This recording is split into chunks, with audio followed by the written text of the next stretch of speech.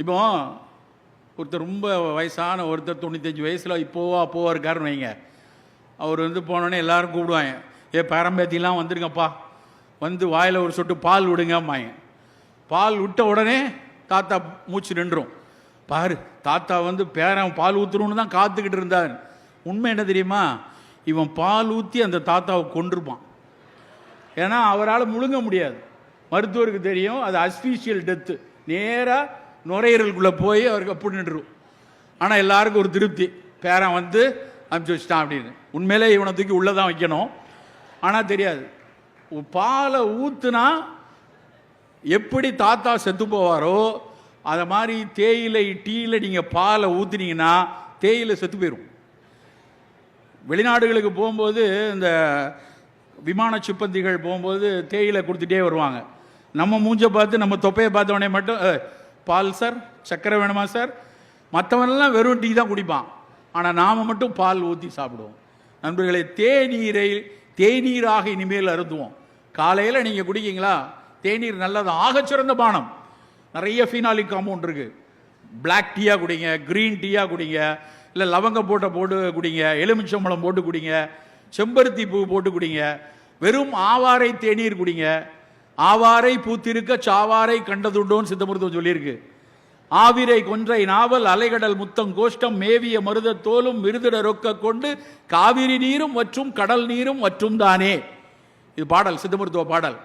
7 மூலிகைகள், ஆவாரை, கொன்றை, நாவல், அலைகடல்னா கடல் எளிச்சில், கோஷ்டம், முத்தக்காசு, இவையெல்லாம் சேர்ந்த கஷாயத்தை குடிச்சா காவிரி நீரும் வத்தும் கடல் நீரும் வத்தும்னு பரிபாஷையில் ஒரு பாட்டு. அது என்ன அர்த்தம்னா, காவிரி நீர் இனிப்பாக இருக்கும்.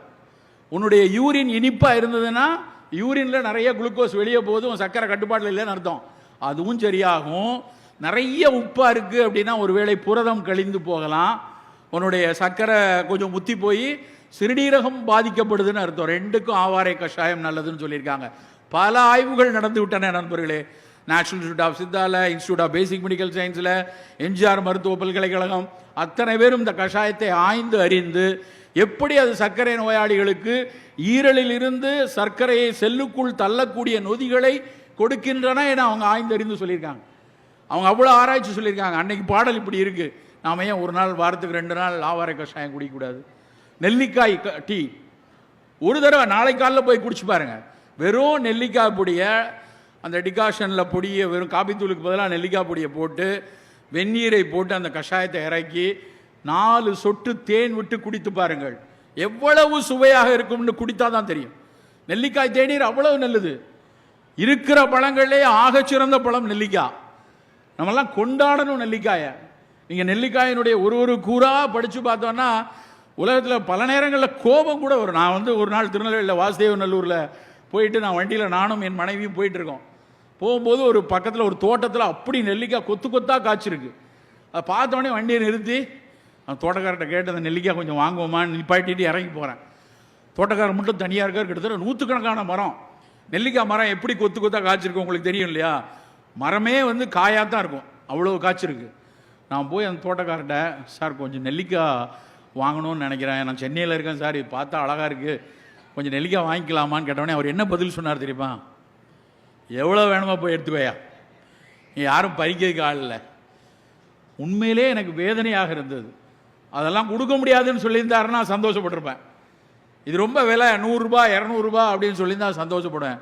அவர் சொல்கிறாரு, 5 ரூபாய்க்கு வாங்குறதுக்கு ஆள் இல்லை, கிலோ 5 ரூபாய்க்கு வாங்க ஆள் இல்லை, காய்த்து கொட்டி கிடக்குது. ஒன்று தெரியுமா, நெல்லிக்காயில் இருக்கக்கூடிய விட்டமின் சி அளவு, ஒரு நெல்லிக்காயில் இருக்கக்கூடிய விட்டமின் சி 3 ஆரஞ்சு பழத்துக்கு சமம்.